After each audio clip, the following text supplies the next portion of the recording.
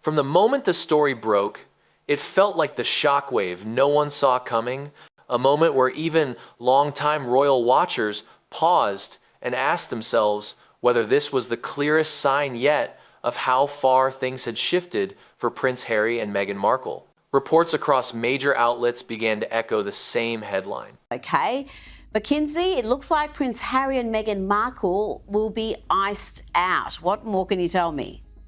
Well, can you blame America for icing them out? The senior royals are preparing a high-profile visit to the United States for the country's 250th anniversary celebrations, and Harry and Meghan are not on the list. Not invited, not included, not even loosely referenced. It wasn't framed as a scandal. It wasn't described as a fight. It was simply presented as fact, as if the world had already adjusted to a version of royal life where the Sussexes just didn't factor in anymore. And that quiet, confident omission carried more weight than any public statement ever could. Media analysts said the announcement didn't land so much as it detonated. Discussions across TV panels, podcasts, and entertainment sites quickly shifted from shock to a kind of cold clarity. This wasn't a mistake or an oversight. It looked like a deliberate tone, a clean message that the institution was moving forward without them. For years, Harry and Meghan viewed America as the place where they would redefine their identities, build their brand, and create a more independent version of royal influence. But now, headlines suggested the opposite was happening. America was welcoming the royals they left behind, while quietly keeping distance from the couple who once dominated every news cycle. Commentators described the shift as almost symbolic. A nation that once embraced the Sussex narrative of modernizing the monarchy was now turning its attention back toward the traditional core: King Charles, Queen Camilla, Prince William, and Princess Catherine. What stung more were the whispers behind the scenes. Event organizers spoke about the desire for stability, diplomacy over drama, duty over disruption. The image they wanted for the 250th anniversary was timeless, steady, dignified, and in that vision, the Sussex brand, built on media deals, personal storytelling, and moments of controversy, simply didn't fit the tone. As royal planning moved ahead, spectators noticed something else: how effortlessly the palace advanced without addressing the omission. No explanations, no delicate wording, no last minute, maybe they'll join, just a clear, steady rollout that treated the Sussexes as irrelevant to the itinerary. And in the entertainment world, where relevance is everything, silence can be more brutal than criticism. Behind this diplomatic story was a second narrative, one focused not on the palace, but on the Sussexes themselves. Ever since stepping back from royal duties, Harry and Meghan had spun multiple projects aimed at shaping their future. Documentaries, podcasts, partnerships, philanthropic ventures, lifestyle branding. Some had initial success, some faded quickly. Industry insiders murmured that the early wave of mainstream fascination had slowed to a trickle. Meghan's lifestyle projects, from curated recipes to artisanal style products, sparked discussion but also drew light skepticism and amusement online. Harry's appearances, often framed through personal reflection or advocacy, didn't command the momentum they once did. Executives speaking off the record suggested that the novelty was wearing thin, and public attention was shifting elsewhere. The couple's critics argued that life outside the institution had exposed the limits of fame without the framework of royal duty. Their supporters insisted they were simply in a transitional chapter and building something slow and sustainable. But regardless of opinion, one truth became impossible to ignore. The royal visit would overshadow anything the Sussexes attempted during that period. And not because the palace wanted to push them aside, but because the world was more interested in the reigning institution than in the breakaway duo. Meanwhile, the royals' return to America was being crafted with precision. King Charles and Queen Camilla would handle the diplomatic engagements, meetings with leaders, cultural commemorations, symbolic visits that reinforced decades of partnership. Months later, William and Catherine would take on the more public-facing portion of the tour, a role that media outlets predicted would dominate social coverage. Fashion magazines prepared for Catherine's appearances. Political commentators prepared analysis pieces. American celebrity circles began buzzing with speculation about who might host events or private gatherings.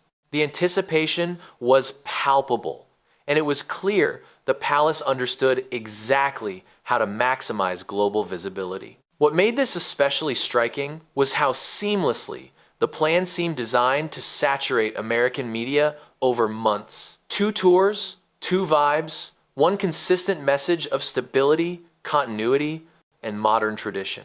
And in that carefully crafted schedule, Meghan and Harry's absence felt less like a rejection and more like a confirmation that the institution had fully recalibrated without them. For years, their story had centered on independence, stepping away from the constraints of royal life to craft a narrative built on freedom and autonomy. But now, a different reality was emerging. Independence without influence can start feeling like isolation. Their distance from the institution turned into distance from the world stage. The machine they left behind had not stalled. It had not fractured. It had not begged them to return.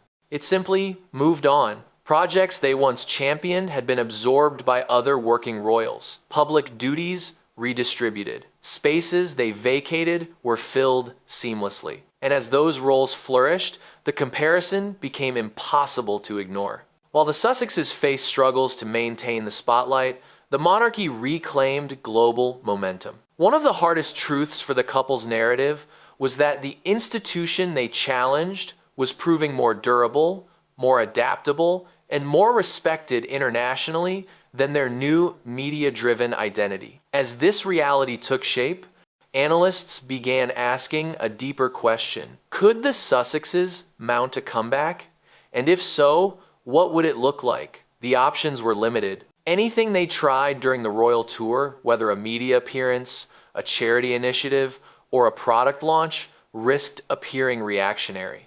Some commentators warned that any attempt to compete with major royal events could backfire, drawing criticism or mockery. The optics would look desperate, not strategic. Remaining silent would avoid that risk, but also feed the perception of dwindling relevance. Either choice came with consequences.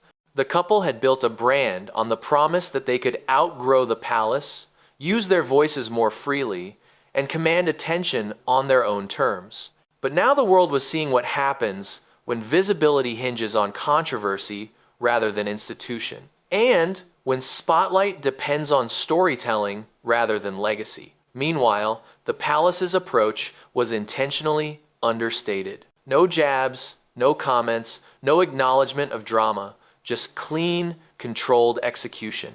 That contrast spoke volumes. Diplomacy versus disruption, legacy versus individualism, steady relevance versus intermittent noise.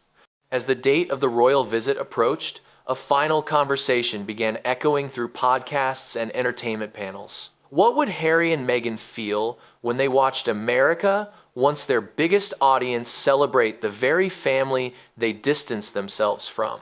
Especially when that celebration didn't include them at all. Observers predicted it would be a harsh moment of clarity, the kind that forces reflection on choices, image, strategy, and identity. Meghan had long imagined herself as the American Duchess who could bridge Hollywood glamour and royal dignity. Harry had imagined himself carving out a role defined by freedom rather than hierarchy. But the royal visit flipped that image. Hollywood's elite were preparing to welcome the working royals, not the celebrity ex-royals. American charities wanted the institutional weight of the monarchy, not the inconsistencies of the Sussex brand. Political leaders preferred diplomacy backed by centuries of tradition rather than personal narratives shaped by documentaries and interviews. In the end, the script taking shape was almost poetic. The couple who walked away believing they could rewrite the rules discovered the rules didn't need rewriting. The system continued, the traditions continued, the public interest continued, just without them. And as the United States prepared for its milestone celebration, the stark contrast between the two paths became impossible to ignore. One path, rooted in duty, unity, and continuity, the other in reinvention, media ventures, and uncertain public interest. And in that contrast lies the real story, not about a snub, not about a rivalry, but about relevance, perception, and the weight of legacy. The world will watch the royal visit closely, and Harry and Meghan, from a distance that once felt empowering, may now feel something entirely different. The quiet sting of being on the outside of a story they once believed they could lead.